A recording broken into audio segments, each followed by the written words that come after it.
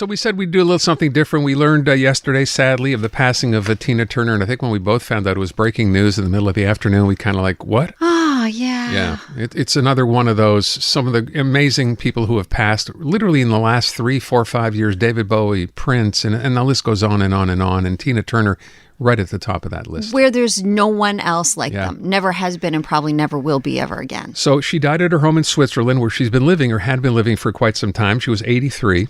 You may have heard she'd suffered health issues in past years, including cancer, a stroke, and kidney failure, and had basically been out of the business for a while. Might want to know she sold 200 million albums. That's nuts. Won 8 Grammys, and was inducted into the Rock and Roll Hall of Fame, not once, but twice. Once in 2021 as a solo artist, and in 1991 alongside Ike Turner from back in the Ike and Tina days. And think about a career, and if you go all the way back, late 50s, that's a long time to have been around. 50s, 60s, 70s, and then kind of faded for a while till she resurfaced in the mid-80s, right? And was she catapulted. tells a really interesting story, by the way, about that. Sure. And catapulted into superstardom at that point, at 44 years old. Yeah. I mean, know what's interesting? I completely forgot this. At the age of 56, she was hired as the face, to be honest, mostly the legs, for a $20 million campaign for Hanes pantyhose. Wow. Tina Turner's legs. Remember, everyone? That was the deal. Best legs She ever. was 56. In 1985, she played the villain in the movie Mad Max Beyond Thunderdome, which featured the song We Don't Need Another Hero, which went on to become a giant hit for her. But her first movie gig was in 1975. You remember this? In The Who's rock opera Tommy, idea. the movie version, she played the Acid Queen. I had no idea. Yeah, 1975. I want you to hear a couple of clips, then we'll talk to Bugs Burnett. So she was once asked who encouraged her, who inspired her to pursue her career, and I think the answer was quite surprising. Brian? Me. All me. My family's very small. And I don't really discuss my desires with my family in that sense. That's all very private, you know.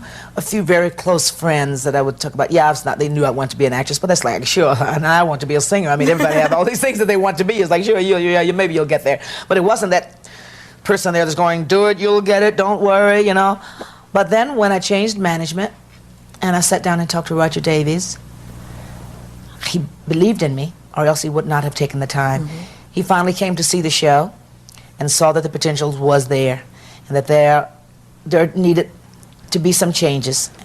And I believed that he could do it. I just sort of felt like I was this entity that no one knew where to put me. And then finally someone said, well, I'll take her and find out where she goes. That marked the second part of the career, right? When she's kind of relaunched, if you will. As I mentioned, she gave up performing live. And I remember at the time, we were talking about this back in the day. Yeah. It was the farewell tour followed by the last farewell tour, followed by the final last. She did that a couple of times. That became a thing in concert I saw touring, one right? of them. Yeah, around the same time Cher was doing that. But I mean, Tina was Tina. live. Tina was incredible. She gave up performing in 2009 live when she was about 68 years old. And she went on Oprah's Next Chapter 4 years later, 2013, to explain why.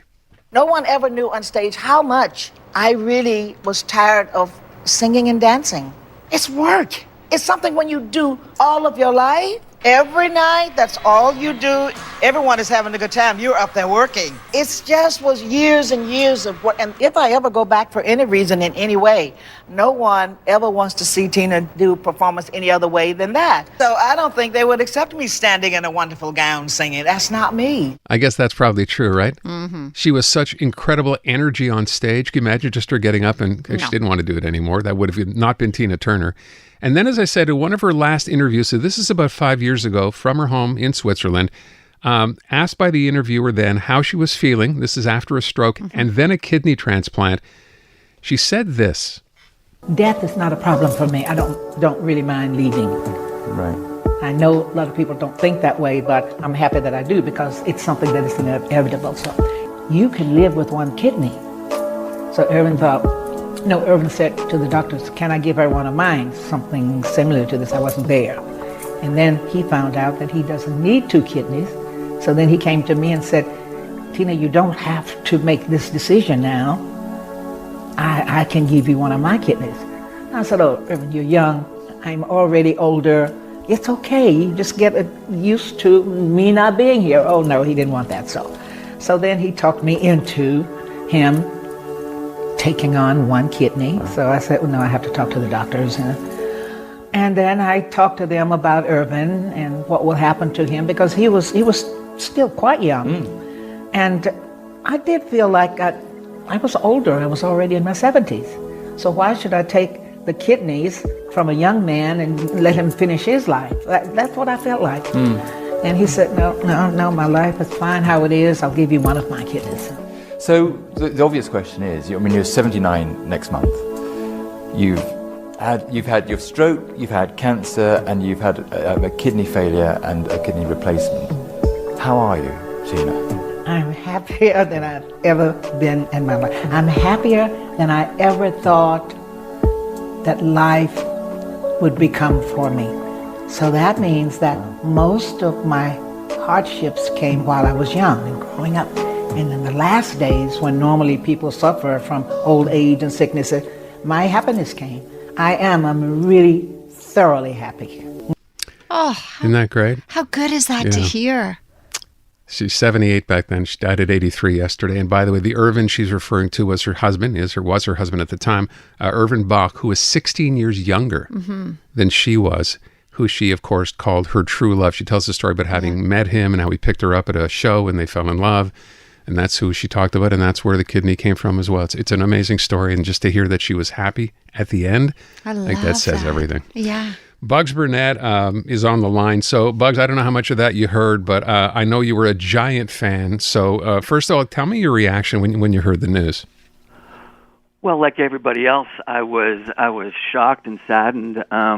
But I find that the adoration, the outpouring of love in the last day is remarkably different than, for instance, what we saw with David Bowie or even with Prince.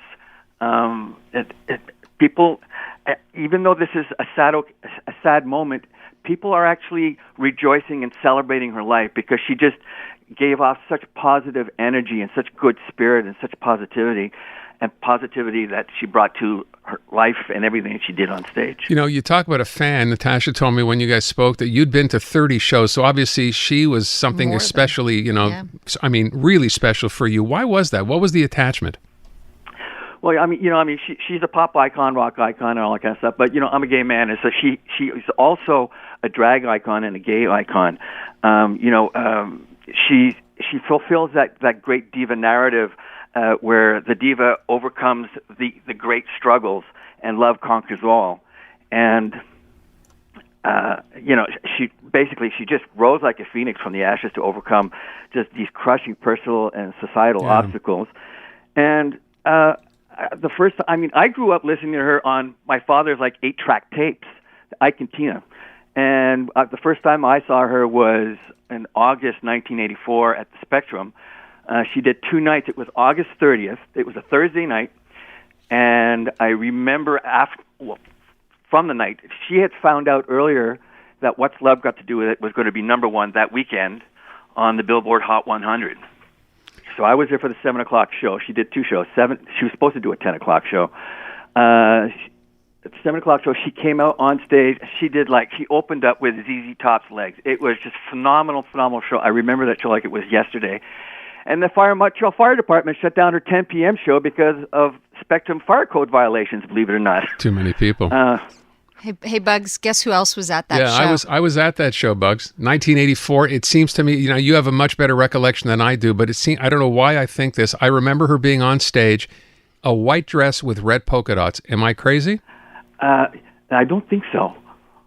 That's not what she was wearing? Because I remember seeing her in that building. That. No, that's she was. And I remember the great thing about the Spectrum back then, literally you could walk up to the front of the stage. I love that venue. Right? People were standing on the floor, right? Yeah. And I remember thinking, you're this close to someone who, a year later would be playing the Forum. It was pretty remarkable. I remember, when she came, she played the Forum, and I remember the date for this one as well. It was July 19th, 85. I brought my mom. My mom is the same age as Tina. My mom had never, ever been to a rock concert in her life. And so there was my mom wearing a leather mini skirt and heels, and I took her to see Tina. And I've said this story a million times, but I had more fun watching my mom watching Tina bet. Well, your mom is something. Show. It was phenomenal. Yeah. And from that point on, over the next 20, 25 years, my mom and I saw Tina some 30 times, and in 2018 we even flew to London to see the musical, Tina the Musical, at the Aldwych Theatre in the West End. We were absolutely diehard fans. The first time my mom saw Tina, she was hooked. And I got to tell you, I was talking to one of my best friends, Montreal soul singer Michelle Sweeney, this afternoon. We were talking about, how after 50 years in the trenches, Tina had earned a well-deserved retirement. But her retirement years were also really quite difficult. Two of her children passed, including a son who committed suicide. She had all these health issues and stuff like that. And so I kind of had wished that she'd had an easier retirement. Mm-hmm. She deserved that. But like Michelle said, it's not exactly the saddest. It's a moment to celebrate. Like last night in Detroit at a Janet Jackson concert, 15,000 people were singing What's Love Got to Do With It. Yeah. Last night in Phoenix at a Lizzo concert, Lizzo came out and said, there is no rock and roll without Tina Turner. And then she proceeded to sing Proud Mary right down to the dance moves. Wow. And the entire audience of 20,000 people were singing Proud Mary with her. This is the kind of effect that Tina... Yeah.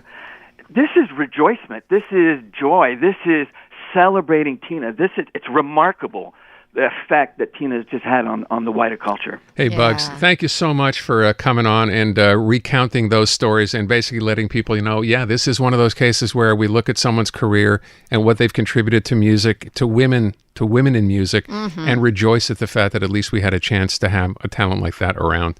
Thanks so much for being here. Thank you. You bet. Thanks, Bugs. Seems only right to, for those of you who are Tina Turner fans, and I imagine that's probably everybody, just before we get to traffic, to play this.